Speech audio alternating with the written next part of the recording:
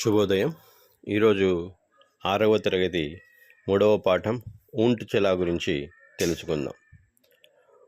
ऊंट चला भाई ऊंट चला, हिलता ढुलता ऊंट चला. ऊंट चला भाई ऊंट चला, हिलता ढुलता ऊंट चला. ऊंट चला. ऊंట్ అంటే క్యామెల్, ఒంటె. ఒంటె నడిచెను, ఒంటె నడుస్తూ ఉంది. ఏ విధంగా అనేది ఈ పద్యంలో మనకు బాలగీతంలో వివరించడం జరిగింది. భయి అంటే సోదర, బ్రదర్. ఒంటె నడిచెను సోదర, ఒంటె నడిచెను. హిల్తా అంటే కదులుతూ, డుల్తా ఊగుతూ, కదులుతూ ఉంది, ఊగుతూ ఉంది.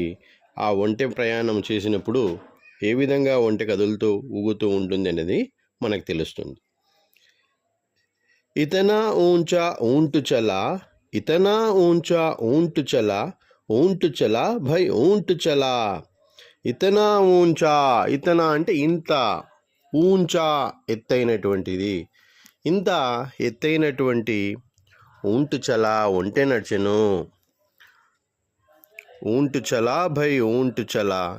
మనకు ఒంటె ఎక్కాలంటే అది కింద కూర్చోవాలి, తర్వాత దాని మీద మనము ఎక్కగలం. అంతేగాని నిలబడితే మనకంటే డబల్ హైట్లో ఉంటుంది. కాబట్టి ఇది చెప్తున్నాడు. ఇతనా ఊంచా ఊంట్ చలా, ఎంత ఎత్తైనటువంటి ఒంటె నడుస్తూ ఉన్నది సోదరా. బాలు హై తో హోనే దో, బాలు హై తో హోనే దో, బోझ ऊंट को ढोने दो, बोझ ऊंट को ढोने दो. బాలు హై, బాలు అంటే ఇసుక, ఇసుక ఉన్నది, ఉంటే తో హోనేదో ఉండనివు, ఇసుక ఉన్నా మనము తెలుసు ఎడారి ఓడ ఒంటె అని. కాబట్టి ఎంత ఇసుక ఉన్నా దానికి ఏవి ఇబ్బంది లేదు. బోझ ऊंट को ढोने दो. బోझ్ అంటే బరువు, బరువు ఒంటెను, ఢోనా అంటే మోయుట, ఒంటెను బరువు మోయనివ్వండి.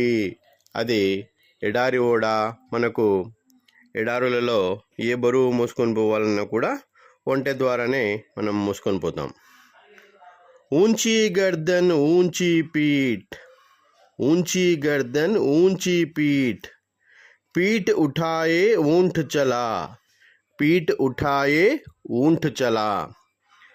ऊंची ఎత్తైనటువంటి, గర్దన్ మెడ, నెక్, ఎత్తైనటువంటి మెడ ఉన్నది. ఊంచి పీఠ్, పీఠ్ అంటే వీపు. ఆ వీపు కూడా చాలా ఎత్తుగా ఉంటుంది. మీరు చూసి ఉంటారు.